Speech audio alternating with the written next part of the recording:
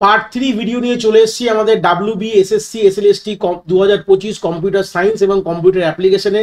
আমরা অলরেডি দুটো পার্টের আগে বেরিয়ে গেছে, যেখানে আমরা প্রিভিয়াস ইয়ার্স প্রশ্নগুলো দেখছিলাম, প্রশ্নগুলো তার উইথ দ্য সলিউশন আমরা দেখেছি, এক্সপ্লেনেশনও আমরা পেয়েছি। যারা এখনো আগের দুটো পার্ট দেখোনি, আমি এই ভিডিও আই বাটনে তোমাদের লিঙ্ক প্রোভাইড করে দেবো, তোমরা সিকোয়েন্সিয়ালি কনসেপ্টগুলো দেখতে পারো, প্লাস প্লেলিস্টের লিঙ্কও প্রোভাইড করে দেবো। তোমরা আগের ইম্পর্টেন্ট প্রশ্নগুলো দেখে তোমরা এই ভিডিওতে চলে আসো। এই ভিডিওতে আমরা 16খানা মোস্ট ইম্পর্টেন্ট পিওয়াইকিউ আমরা যেগুলো এসেছিল আগের বছরগুলোতে, সেগুলোতে আমরা কথা বলবো। তো সময় নষ্ট করে শুরু করে দিই। প্রথম প্রশ্নটা কি বলছে দেখতে পাচ্ছ তোমরা স্ক্রিনে, বলছে which term refers to a type of operating system that allow multiple users to simultaneously access and use the system resource। মানে মাল্টিপল ইউজার একই সাথে দাঁড়িয়ে সিস্টেম রিসোর্সগুলোকে ইউজ করবে, এরকম ধরনের অপারেটিং সিস্টেমের নাম কি আছে? সেটা একদম মাল্টিপল কথাটা যখনই বলবে, আমাদের যত ধরনের অপারেটিং সিস্টেম আছে সেগুলো কিন্তু এখানে অপশনে মেনশন আছে। সিঙ্গেল ইউজার মানে একজন বসে কাজ করবে, মাল্টি ইউজার মানেই হচ্ছে কিন্তু মাল্টিপল ইউজার একসাথে অপারেটিং সিস্টেমটাকে অ্যাক্সেস করতে পারবে। স্ট্যান্ডালোন অপারেটিং সিস্টেম আছে আর এমবেডেড অপারেটিং সিস্টেম আছে। তো কারেক্ট অ্যান্সার আমরা শুধু টিক করবো এখান থেকে, সেটা হচ্ছে কিন্তু আমাদের মাল্টি ইউজার অপারেটিং সিস্টেম। তলায় এক্সপ্লেনেশনও দেওয়া রয়েছে, multi user operating system allow multiple user to access and use system resource at the same time. একই সময় কিন্তু মাল্টিপল ইউজার কিন্তু যে সিস্টেমের রিসোর্সগুলোকে অ্যাক্সেস করতে পারবে। তো এই হচ্ছে প্রথম প্রশ্নের অ্যান্সার। চলে আসলাম আমরা দ্বিতীয় প্রশ্নে, বলছে which component of a operating system is responsible for managing process, scheduling tasks and coordinate the execution of the program। তাহলে আলটিমেটলি প্রসেসকে ম্যানেজ করছে, টাস্ক শিডিউলিং করছে এবং এক্সিকিউশনটাকেও কোঅর্ডিনেট করছে। তা আলটিমেটলি এই যখনই কথাগুলো বলবো, অপারেটিং সিস্টেমের একটা মেন ইউনিট আমরা বলি যাকে বলা হয় কার্নেল। তাহলে কার্নেলের কাজই হচ্ছে এইগুলো। তাহলে অ্যান্সার হয়ে যাবে কিন্তু কার্নেল। তলায় লেখা রয়েছে kernel is a core part of operating system that manage process, schedule tasks and control program execution। এই কার্নেল কিন্তু মেজরিটি কাজ কিন্তু আমাদের করে, এটাকে কার্নেল মোড হয়। আমরা বেসিক যখন অপারেটিং সিস্টেম পড়ি, আমাদের যা এইটুকু আমাদের আইডিয়া হয়তো আছে যে দুটো মোডে কাজ করে, একটাকে বলা ইউজার মোড বলা, একটা বলে কার্নেল মোড। যখনই আমরা ইউজার কোনো ধরনের গান চালাতে দিয়েছি, তো গানটা চালাতে দিলাম, সেখান থেকে এটা ইউজার মোড ছিল, সেখান থেকে গানটা চলবে কিভাবে সেটা কার্নেল মোডে কিন্তু অপারেটিং সিস্টেম সুইচ হয়ে যায়। সুইচ হয়ে এই বাদবাকি কাজগুলো কিন্তু সে এক্সিকিউট করে, মানে হার্ডওয়্যারের সাথে কমিউনিকেট করে by the means of device driver. Device ড্রাইভারের সাহায্যে হার্ডওয়্যারের সাথে কমিউনিকেট করে গানটা পাঠিয়ে দেয়, সেই গানটা আমরা আলটিমেটলি শুনতে পারি। এগুলো যদি ইনডেপথ তোমাদের জানতে হয়, আমাদের ওয়েস প্লেলিস্ট রয়েছে, সেখানে কিন্তু আমি ইনডেপথ কনসেপ্টগুলো ক্লিয়ার করেছি, বাট এখান থেকে একটা আইডিয়া দিয়ে দিলাম। তার এই উত্তর কিন্তু আমাদের কার্নেল হবে। নেক্সট প্রশ্নে চলে যাচ্ছি, what is the main purpose of file system in operating system? Main পারপাসটা কি আছে? দেখো আলটিমেটলি ফাইল সিস্টেম মানে কি, যে ফোল্ডার করে রাখছি, বাংলা ভাষায় বলতে কি, এই যে ফোল্ডারের মধ্যে ফোল্ডার, তার মধ্যে ফাইল, এই যে জিনিসটার মেন কাজটা কি, আমাদের আলটিমেটলি অর্গানাইজ করছি, মানে গুছিয়ে রাখছি। যে ফাইল ডিরেক্টরির সাহায্যে আমরা জিনিসগুলোকে গুছিয়ে রাখছি, এতে পরবর্তীকালে দরকার পড়লে আমরা টুক করে ওটাকে ম্যানেজ করে বার করতে পারি। এই হচ্ছে বেসিক আইডিয়া। বাদবাকি যেগুলো রয়েছে যেগুলো একবার দেখে নিতে পারো। যে হ্যান্ডেল ইউজার ইন্টারফেস, ইন্টারকানেকশন নিশ্চয়ই না, ইউজার ইন্টারফেস কোনোভাবে এটা হ্যান্ডেল করে না। হার্ডওয়্যার রিসোর্সও কিন্তু করে না, ম্যানেজ করে না, এবং সিকিউরিটি ফিচার্সও কিন্তু করছে না। তাহলে আলটিমেটলি করছে কি, organise and manage file directory. এই হচ্ছে বেসিক অ্যান্সার। তাহলে এক্সপ্লেনেশনও দেওয়া রয়েছে। ফাইল সিস্টেম মেনলি কি করে, data in a file in directory manage how they are store and retrieve. মানে যে ফাইলের মধ্যে ডেটাগুলোকে আমরা সুন্দর করে আমাদের গুছিয়ে রাখে স্টোরেজের মধ্যে, যে দরকার পড়লে সেটাকে যে চট করে যাতে রিট্রিভ করা যায়। এই হচ্ছে বেসিক আইডিয়া। কোশ্চেন নাম্বার 3 থেকে আমরা পেয়ে গেলাম।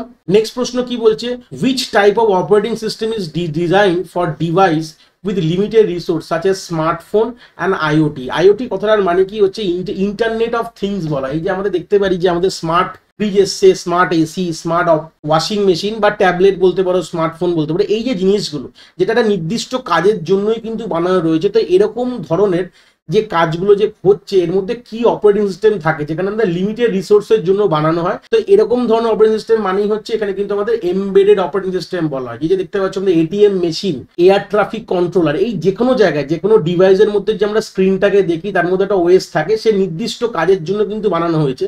আমি এক্সাম্পল বলছি, আমরা যখন ওয়াশিং মেশিন কিনি বা আমাদের এসি চালাই, আমাদের একটা ছোট স্ক্রিন পাই, তার মধ্যে কিছু নাম্বার ডিসপ্লে করে, কিছু ডিসপ্লে করছে, তার মধ্যে তার ভেতরে কিছু একটা ওএস রয়েছে যে এটাকে চালাচ্ছে।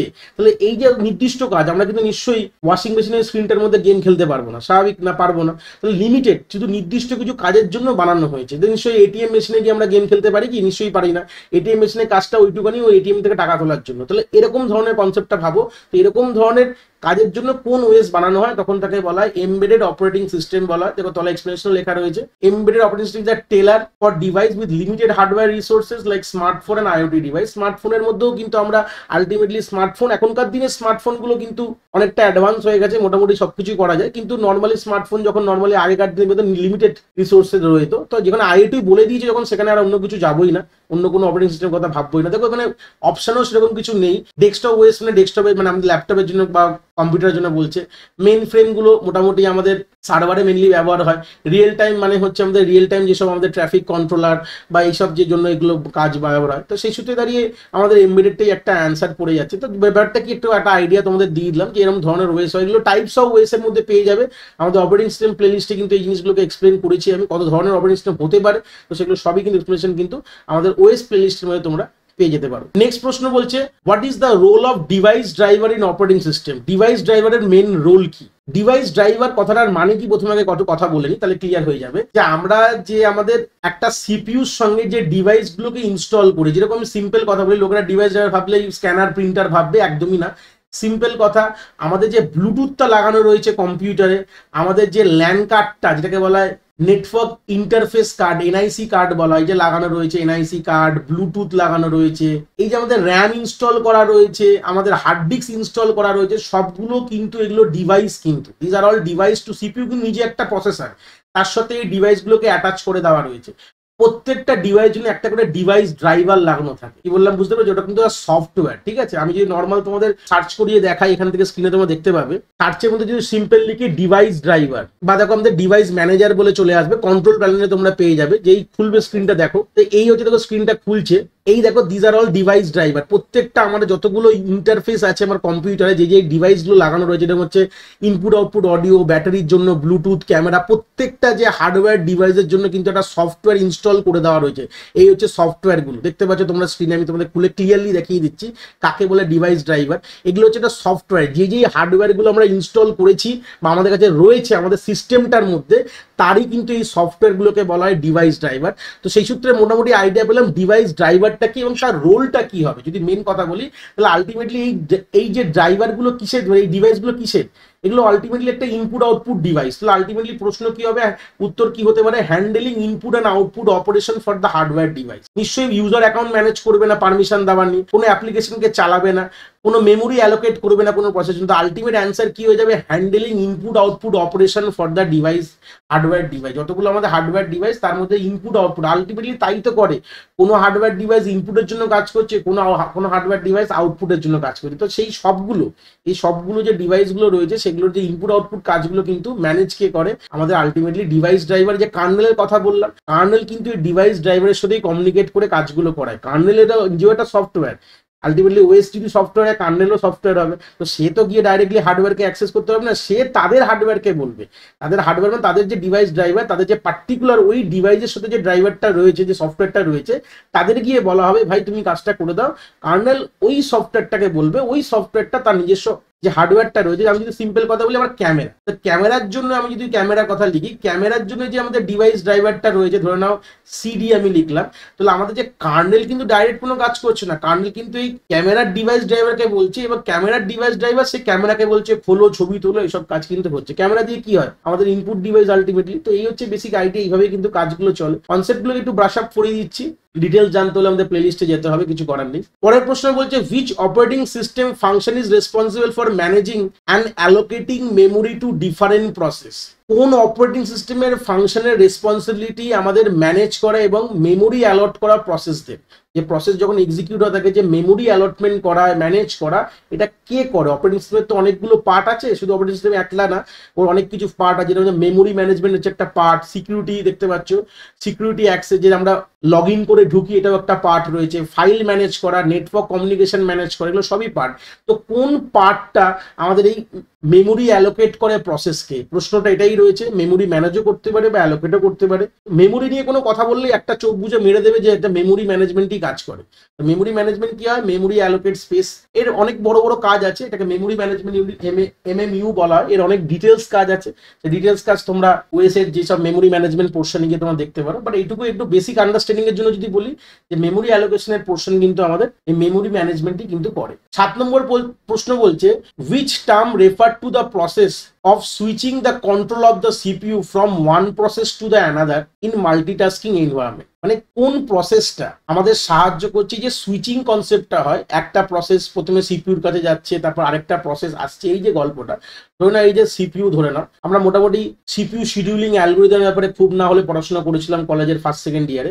তো সেই সূত্রে যে প্রসেসগুলো রয়েছে, P1 ধরে নাও প্রসেস, P2 ধরে নাও প্রসেস। তো মাল্টিটাস্কিং মানে কি, আমরা যে দেখি যে একইবারে 3-4টে আমরা কাজ করি। এই যে দেখছি যে আমরা হোয়াটসঅ্যাপ করতে করতে গান শুনছি, এই যে গল্পটা সিম্পল, আমরা হোয়াটসঅ্যাপ করতে করতে গান শুনছি, ইউটিউব দেখতে দেখতে হোয়াটসঅ্যাপ করছি। তার মানে কি হচ্ছে, এগুলো কি একটা প্রসেস সিপিইউর কাছে যায়, যখনই যে প্রসেসটাকে ক্লিক করি সেই যে সিপিইউর কাছে যাচ্ছে, সে কাজটা করছে। যেই আমি আরেকটা প্রসেসকে ক্লিক করলাম তখন কিন্তু এই প্রসেসটাকে বার করে দিয়ে এই প্রসেসকে সিপিইউ নিয়ে নিচ্ছে। এটাকে বলে সুইচিং হচ্ছে। মানে যখন আমরা যেই ট্যাবটায় ক্লিক করছি সেই ট্যাবের যে সফটওয়্যারটা আমাদের সিপিইউর কাছে যাচ্ছে, আবার যখন অন্য ট্যাবে ক্লিক করলাম বা অন্য সফটওয়্যারে ক্লিক করলাম, ওই সফটওয়্যার তখন সিপিইউর কাছে যাচ্ছে এক্সিকিউশন করার জন্য। এই হচ্ছে বেসিক গল্প। তাহলে এটাকে কি বলা হয়, এটা এই প্রসেসটাকে কি বলা হয়, প্রসেসের নামটা কি? এই যে সুইচিং যে হচ্ছে একটা প্রসেস থেকে একটা প্রসেস, এটাকে বলা হয় কনটেক্সট সুইচিং বলা হয়। এটা বেসিক ডেফিনেশনে আমাদের কলেজ লেভেলে কিন্তু প্রশ্ন আসে, কাকে বলে কনটেক্সট সুইচিং। একটা প্রসেস থেকে একটা প্রসেসে সুইচ করাটা, সিপিইউ যে সুইচ করছে, এইভাবেই তো মাল্টিটাস্কিং আসছে। এই যে দেখি যে মাল্টিটাস্কিং সিপিইউ আমরা বলি, মাল্টিটাস্ক করছে, সরি ওএস বলি, যে একই সাথে অনেকগুলো কাজ করছে, কিন্তু করছে কিভাবে? আমাদের প্রসেসর তো একটাই, তো আলটিমেটলি করছে এই কনটেক্সট সুইচিং এর সাহায্যে। এই যে সিনারিওটাকে বা এই প্রসেসটাকে বলে কনটেক্সট সুইচিং, এর সাহায্যে কিন্তু আমরা এই কাজগুলো করছি। এবং কনটেক্সট সুইচিং এর মধ্যে অনেক রকম কাজ হয়, সেটা নিয়ে আমি কথা বললাম না। বাট আইডিয়া যদি বলি, তোমাদের প্রশ্ন কিন্তু এখান থেকে এই বেসিক আইডিয়া দিয়ে আসবে, কারণ ইনডেপথ আইডিয়া আসতে পারে না, কেন কি এগুলো 11-12 কোনো স্কুল কলেজেই পড়ানো হয় না, স্কুলে পড়ানো হয় না, কলেজে পড়ানো হয়। তো সেই সূত্রে গেলে বেসিক আইডিয়ার উপরই কিন্তু প্রশ্ন আসবে, যেগুলো অলরেডি কিন্তু এসছে এরকম ধরনের প্রশ্ন, আসতেও পারে এরকম ধরনেরই প্রশ্ন। বেসিক আন্ডারস্ট্যান্ডিং এ যদি বলি, কনটেক্সট সুইচিং করার পর অনেক রকম কাজ হয়। আমাদের প্রসেস স্টেট টেবিল আছে, এই প্রসেস যে সব যা যা কাজ হয়েছে সেগুলো একটা নোটে লেখা থাকে, যেটা প্রসেস স্টেট টেবিল বলা হয়। ওগুলোকে আমাদের সেভ করতে হয়। তো এই অন্য অনেক বৃত্তান্ত কথা আছে, এটা নিয়ে আমি কথা বললাম, বাট আইডিয়াটা দিয়ে দিলাম যে কি হচ্ছে কি না হচ্ছে। নেক্সট প্রশ্ন বলছে, what is the purpose of virtual memory in operating system? Virtual memory কি বলে? ভার্চুয়াল মেমোরি একটা ইলিউশন, এর গল্পটা হচ্ছে ইলিউশন। রিসেন্টলি আমার ভার্চুয়াল মেমোরি একটা ভিডিও বেরিয়েছে আমাদের কম্পিউটার আর্কিটেকচার এবং অর্গানাইজেশনের যে প্লেলিস্টে। তো এটাকে ওয়ান কাইন্ড অফ বলা হয় ইলিউশন বলা হয়। মানে ধরে নাও একটা সিম্পল কথা যদি বলি, যে আমাদের যে র্যামের সাইজ, ধরে নাও আমি বলছি 8 জিবি আমাদের র্যামের সাইজ। এবার 8 জিবি র্যামের সাইজের মধ্যে ধরে নাও আমরা একটা গেম খেলছি, যেটা 32 জিবির গেম ধরে নাও, যেটা আমাদের হার্ড ডিস্কে রয়েছে। আমরা জানি যখনই কোনো কিছু এক্সিকিউট করতে হয় সেটাকে র্যামে নিয়ে আসতে হয়, বেসিক আমাদের আন্ডারস্ট্যান্ডিং আছে হয়তো। পুরো গেমটাকে আমাদের তো আনতে পারবো না, কারণ 32 জিবির গেম আমাদের হার্ড ডিস্কে রয়েছে, পুরোটা আমি 8 জিবিতে আসবে না। তো হার্ড ডিস্কে না আসলে, র্যামে না আসলে আমরা সিপিইউর কাছে পাঠাতে পারবো না, সিপিইউ এক্সিকিউট করতে পারবে না।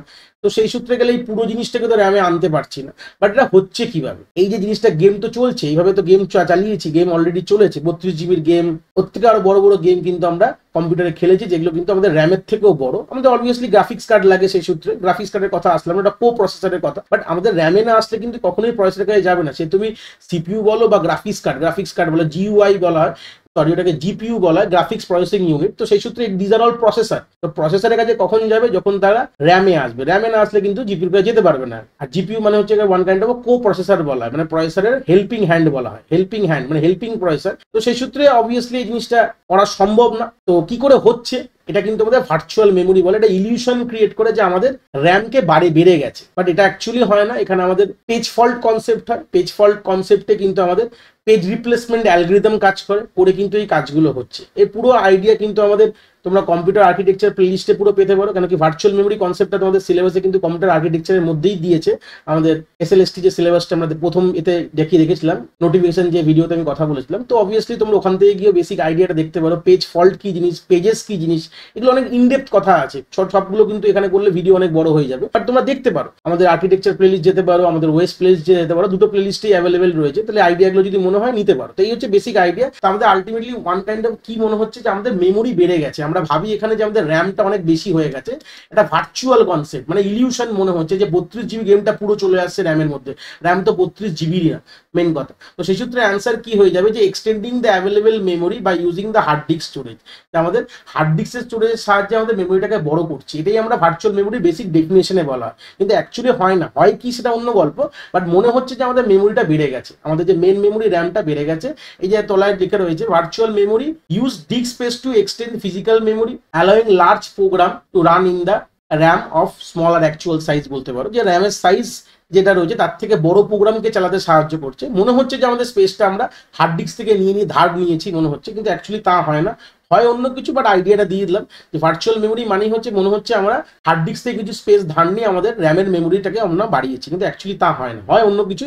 বাট আইডিয়াটা এটাকেই বলা হয় ভার্চুয়াল মেমোরি বলা হয়। নেক্সট প্রশ্ন বলছে what does the term data type refer to a programming. Data type মানে কি? ডেটা টাইপ মানে আলটিমেটলি যে ভেরিয়েবলের মধ্যে কি ডেটা হোল্ড করবে এটাকেই বলা হয় ডেটা টাইপ বলতে পারো। তাহলে অ্যান্সার হয়ে যাবে C, the type of data variable can hold. তাই তো, আমরা ইন্ট মানে হচ্ছে ইন্টিজার টাইপের ডেটা আমরা হোল্ড করতে পারি, আমরা একটা টাইপের ডেটা হোল্ড করতে পারি। এখানে কিন্তু কখনোই ভাববে না যে সাইজ কিন্তু অ্যাকচুয়ালি না, এটা কিন্তু বড় প্রশ্নের মধ্যে অনেক লোক ভুল করে the size of the variable. Obviously data type দিয়ে কিন্তু কম্পাইলার সাইজকে ডিফাইন করে। আমরা যদি লিখবো ইন্টিজার তখন আমরা বুঝবো 4 বাইটের ডেটা আমরা রাখছি, 4 বাইট অ্যালোকেশন করছি, কিন্তু অ্যাকচুয়ালি আমরা টাইপ না জানলে কিন্তু আমরা 4 বাইট বলতে পারবো না। তো প্রথমের বেসিক কথা হচ্ছে আমরা ডেটা টাইপ মানেই একটা কথা কি, আমরা ডেটার টাইপটা বুঝছি, কিরকম ধরনের ডেটা আমি স্টোর করতে পারে একটা ভেরিয়েবল, হোল্ড করতে পারে, ঠিক আছে, এই হচ্ছে ব্যাপারটা। তারপর ওটা দিয়ে আমরা বুঝতে পারি যে তার সাইজটা। ডাইরেক্ট সাইজ দিলে কিন্তু অনেক জায়গায় ভুল হয়ে যাবে, অনেক লোক এখানে সাইজ তোমরা মার্ক করে আসতে পারো, তো সেই সূত্রটা করবে না।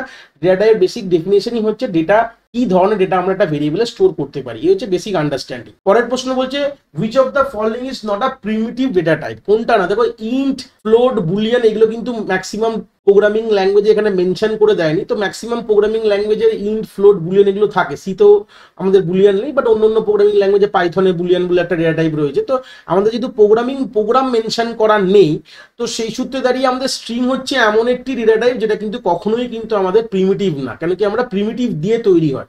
স্ট্রিং ম্যাক্সিমাম প্রোগ্রামিং ল্যাঙ্গুয়েজে কিন্তু নন প্রিমিটিভ বলে আমরা জানি, কেন কি আমরা ক্যারেক্টার, কারণ আমরা সিতেও দেখো না স্ট্রিং আমরা কি করি, আমরা ক্যারেক্টার অ্যারে তৈরি করি, তার মধ্যে আমরা ক্যারেক্টারকে রাখি, সেটাকে আমরা স্ট্রিং গুলো ডিফাইন করি। তো সেটাই হচ্ছে বেসিক গল্প যে string is not a primitive data type, এটাকে নন প্রিমিটিভ বলা, সেই সূত্রে অ্যান্সার কিন্তু স্ট্রিং হয়ে যাবে, ঠিক আছে। নেক্সট প্রশ্ন বলছে ইন প্রোগ্রামিং ল্যাঙ্গুয়েজ ভেরিয়েবল কাকে বলা হয়। তাহলে ভেরিয়েবল কি? একটা প্লেস হোল্ডার বলতে পারো। ভেরিয়েবল যে তৈরি করছি, এই যে ভি মানে কি, ধরো একটা ভেরিয়েবল তৈরি করলাম, তার মধ্যে ভ্যালু 5 রাখলাম, তাহলে আলটিমেটলি কি একটা যে ডেটা যে রাখছি তার একটা প্লেস হোল্ডার যেখানে ডেটা রাখবো, তাহলে সেই সূত্রে আমাদের অ্যান্সার কি হবে? আ place holder for storing a data, ঠিক আছে। এটা কিন্তু একটা ফিক্স সাইজ ভ্যালুও না, এটা রিজার্ভ কিওয়ার্ডও না, এটা ডেটা টাইপও না। তাহলে আলটিমেটলি অ্যান্সার কি হয়ে যাবে এখান থেকে আমাদের? আ প্লেস হোল্ডার। অ্যাকচুয়ালি আমি নেমড কন্টেনার বলা হয়, ডেফিনেশন ওয়াইজ যদি যাও ভেরিয়েবলকে বলা হয় নেমড কন্টেনার, মানে আমাদের মেমোরি যে লোকেশনে যে ডেটাটা রাখছি সেই লোকেশনে, ধরে নাও আমি 1000 মেমোরি লোকেশনে 5 রেখেছি, তার নামটা আমি ভি দিয়ে ডিনোট করছি, মানে এই লোকেশনটাকে ভি বোঝাচ্ছি অ্যাকচুয়াল যদি ডেফিনেশনে যাও। বাট যেহেতু এখানে অপশন এরকম ভাবে নেই, অপশন যা রয়েছে সেখান থেকে খুব কাছাকাছি অপশন আছে, হচ্ছে a place holder for storing a data. এই হচ্ছে বেসিক। এই দেখো তলায় লেখা আছে named location storage that hold the data which are change during program execution. Named, এই যে মেন প্রশ্নটা, নেমড স্টোরেজ লোকেশন, যেটা এখানে নেই, বাট এখানে প্লেস হোল্ডার ফর স্টোরেজ যেটা, এটাই কাছাকাছি যাচ্ছে, তো এটাই আমাদের এই প্রশ্নের অ্যান্সার হয়ে যাবে। নেক্সট বলছে what is a array in programming. তাহলে অ্যারের বেসিক ডেফিনেশন কি? আমরা যদি জানি যে আমরা যখন more than one data of same টাইপে যদি কোথাও রাখতে হয় কোনো ভেরিয়েবলের মধ্যে, তো ভেরিয়েবল তো রাখতে পারে না, আমরা জানি ভেরিয়েবল সবসময় একটা ভ্যালুই রাখা যায়, সিঙ্গেল ভ্যালু রাখা যায়, স্কেলার ভ্যালু বলতে পারো। তাহলে মোর দ্যান ওয়ান যখনই হয়ে যাবে সেম ডেটা টাইপের, তখন আমাদের অ্যারে কনসেপ্ট চলে আসে। তো সেই সূত্রে it is a data structure that store collection of element of same data type. খুব ইম্পর্টেন্ট কথা এখানে, collection of element with same, খুব কাছাকাছি দুটো আমাদের অপশন রয়েছে, বাট এটা একটা ডেটা স্ট্রাকচার, এটা খুব বড় কথা। যারা ডেটা স্ট্রাকচার বেসিক একটু আন্ডারস্ট্যান্ডিং রয়েছে, আমাদের লিনিয়ার ডেটা স্ট্রাকচারের মধ্যে প্রথম ডেটা স্ট্রাকচার কিন্তু অ্যারে, এই জন্য অনেক লোক কিন্তু এই অপশনটা মেরে দিয়ে আসবে, এটা মারলে কিন্তু এটা ভুল হয়ে যাবে, ঠিক আছে। Array first is a data structure যে কিনা সিমিলার বা বলতে পারো সেম টাইপের ডেটাকে হোল্ড করতে সাহায্য করে, এই হচ্ছে বেসিক আন্ডারস্ট্যান্ডিং। কালেকশন অফ এলিমেন্টকে আমরা রাখি অফ সেম টাইপ, এটাকে বলা হয় basic answer. This is the correct answer বলতে পারো, answer C is the correct answer. তো তলায় লেখা আছে array is a store multiple value of same time in contiguous memory location, মানে একের পর এক, মানে এরকম ব্যাপার না যে হাজারে যদি স্টোর করি তাহলে হাজার একেই স্টোর করতে হবে, এরকম ব্যাপারটা, মানে কন্টিগুয়াস মেমোরি লোকেশনে কিন্তু আমরা স্টোর করি, এটাই হচ্ছে বেসিক আন্ডারস্ট্যান্ডিং বলতে পারো অ্যারের। এটা হচ্ছে ফার্স্ট লিনিয়ার ডেটা স্ট্রাকচার আমরা বলতে পারি। নেক্সট প্রশ্ন বলছে which data structure use in last in first out principal, মানে কোন ডেটা স্ট্রাকচার এই প্রিন্সিপালটা ব্যবহার করা হয়, যে লাস্টে ঢুকবে সে ফার্স্টে বেরাবে। যখনই এরকম কোনো প্রশ্ন দেখবে চোখ বুঝে তোমরা স্ট্যাকের কথা মাথায় রাখবে। তাহলে স্ট্যাক হচ্ছে এমন ডেটা স্ট্রাকচার যে লাস্টে ঢোকে ফার্স্টে বেরায়। এটা লিফো অর্ডারে দেখতে এরকম ভাবে হয়, একটা সাইড দিয়ে ঢোকে সেই সাইডটা দিয়ে বেরায়, মানে বইয়ের বাক্স ধরে নাও, একটা বাক্সের 3 সাইড বন্ধ, এক সাইড খোলা রয়েছে, তো সেই সূত্রে যা ঢুকবে এখান দিয়েই ঢুকবে, যা বেরাবে সামনে দিয়েই বেরাবে, এটাকে বলা হয় স্ট্যাক বলা হয়। এই জন্য অ্যান্সার কিন্তু স্ট্যাকই এখানে হয়ে যাবে। নেক্সট প্রশ্ন বলছে what does a link list data structure consist of. Link লিস্টের মধ্যে কি থাকে? লিঙ্ক লিস্ট মানে কি? একটা নোড থাকে, নোড স্ট্রাকচার দিয়ে নোড তৈরি হয় যার মধ্যে ডেটা থাকে, তারপরে হচ্ছে তার অ্যাড্রেস থাকে, তার নেক্সট নোডের, নেক্সট যে বারটা এরকম নেক্সট নোডের একটা অ্যাড্রেস থাকে। তো এইভাবে একটা লিঙ্ক ক্রিয়েট করে আমরা লিঙ্ক লিস্ট তৈরি করি। তাহলে একটা লিঙ্ক লিস্টের মধ্যে কি থাকে? নোড থাকে, নোডের মধ্যে এগুলোকে নোড বলা হয়, যে দেখতে পাচ্ছ গোল গোল এটাকে নোড বলা হয়। নোড মানে কি? এটা একটা স্ট্রাকচার দিয়ে একটা ইউজার ডিফাইন্ড ডেটা টাইপ বানিয়েছে। স্ট্রাকচার কি জিনিস এই কনসেপ্টগুলোকে আমরা সি প্লে লিস্টে আমরা মোটামুটি পুরো ডিটেলস লেখা রয়েছে, তোমরা যদি গো থ্রু করো আইডিয়া পেয়ে যাবে। তাহলে সেই সূত্রে গেলে লিঙ্ক লিস্টের মধ্যে কি আছে? Node that contain data and reference to the next node. এইভাবেই কিন্তু একটা লিঙ্ক লিস্ট তৈরি হয়। তাহলে সি হচ্ছে কারেক্ট অ্যান্সার। বাকিগুলো তোমরা দেখলে বুঝতে পারবে যে এগুলো কোনো অ্যাঙ্গেল থেকেই কাছাকাছি কিন্তু কোনোভাবেই যাচ্ছে না। এটা linear collection of element of fix size, তো অবভিয়াসলি না। লিঙ্ক লিস্ট হচ্ছে ডাইনামিক ইন নেচার, এখানে যত ইচ্ছা তুমি এটাকে স্টোর করতে পারো, তো অবভিয়াসলি এটা হবে না ফার্স্ট অপশন। কি ভ্যালু পেয়ার তৈরি করতে মানে হ্যাশ টেবিল বা ডিকশনারি পাইথনে রয়েছে, এখানে আমরা তৈরি করি। আর এটা 2 ডাইমেনশনে অ্যারেও না, তো সেক্ষেত্রে অ্যান্সার হয়ে যাবে note that content data and reference to the next node. এই হচ্ছে বেসিক আইডিয়া। নেক্সট বলছে কিউ এর পারপোজ কি? কিউ যে ডেটা স্ট্রাকচার রয়েছে তার পারপোজ কি? কিউ সবসময় মাথায় রাখবে আমাদের যে লাইন দিই, এই যে পুজোয় গিয়ে লাইন দিচ্ছি, কোনো রেস্টুরেন্টে গিয়ে লাইন দিচ্ছি, যে লাইনটা দিচ্ছি আমরা দৈনন্দিন জীবনে যে লাইনগুলো দিই, লাইনে অটোর জন্য লাইন দিচ্ছি, বাসের জন্য লাইন দিচ্ছি, এই লাইনটা যে দিচ্ছি এই লাইনটাকে আমরা কিউ বলে আসি। আর একটা ভাষা হচ্ছে কিউ, আমরা বাংলা ভাষায় লাইন দিয়েছো বলেছো, আর ইংলিশ ভাষায় বা কম্পিউটার ভাষাটাকে বলা হয় কিউ বলতে পারো। তো কিউ মানে হচ্ছে যে প্রথম দাঁড়াবে সে প্রথম কাজ পাবে, তাই তো হয়। যেখানে আমরা লাইন দিই যে প্রথমে থাকে লাইনে তার কাজ প্রথমে হয়, তাই যেটাকে বলে ফার্স্ট ইন ফার্স্ট আউট বলা হয়।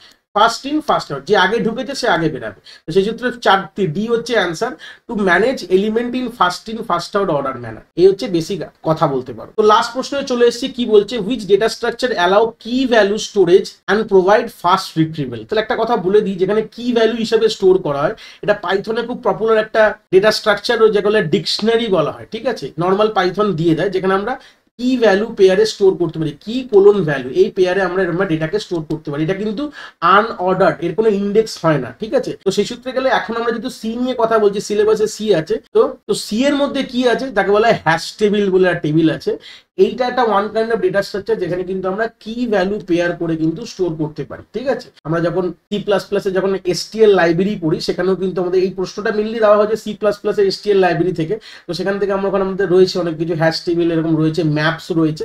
তো ওখান থেকে আমরা এইভাবে কিন্তু আমরা হ্যাশ টেবিলে কিন্তু কি ভ্যালু পেয়ার করে স্টোর করতে পারি। খুব ইম্পর্টেন্ট কথা এখান থেকে জেনে নাও, প্রশ্ন এর থেকে বেশি ডিফিকাল্ট দেবে না, বাট এই ধরনের কিন্তু আইডিয়া নিয়ে কিন্তু দেবে, যেখানে আমাদের রিট্রিভিলটা খুব ফাস্ট হয়। আমি যদি কি এর ভ্যালু জানি, তাহলে পেয়ার আমাদের কি ভ্যালু পেয়ার, এটা কি কে আর ভি হবে, পি লিখে দিয়েছি এখানে, কে ভি মানে কি হবে ভ্যালু, কি হচ্ছে তার unique identify of that value. যে কোনো ভ্যালুকে ধরুন আমি লিখলাম 1 রাম, তাহলে আমরা রামকে আমরা কি দিয়ে চিনবো? 1 দিয়ে চিনবো, ঠিক আছে। এই হচ্ছে ব্যাপার। তাহলে 2 শাম যদি লিখি, তাহলে আমরা শামকে কি দিয়ে চিনবো? 2 দিয়ে।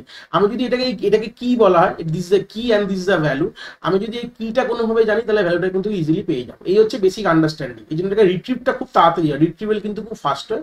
এই হ্যাশ টেবিল যদি ব্যবহার করে কোনো ডেটাকে স্টোর করি, অনেকটা ফাস্ট কিন্তু আমরা রিট্রিভ করতে পারি। তো এই ছিল বেসিক আমাদের 16টা প্রশ্ন এই লেকচার থেকে। যদি এই ভিডিওটা ভালো লাগে তাহলে একটা লাইক করে দেবে, নিজেদের দরকারি মানুষদের সঙ্গে শেয়ার করো। আর এই ভিডিওর যে নোটসটা তোমরা কিন্তু টেলিগ্রাম চ্যানেলে পেয়ে যাবে, টেলিগ্রাম চ্যানেলের লিঙ্ক কিন্তু আমার এই ভিডিওর ডিসক্রিপশনে রয়েছে। চ্যানেলটাকে সাবস্ক্রাইব করতেও ভুলো না। আশা করি কনসেপ্টটা তোমরা খুব ভালো করে বুঝতে পেরেছো।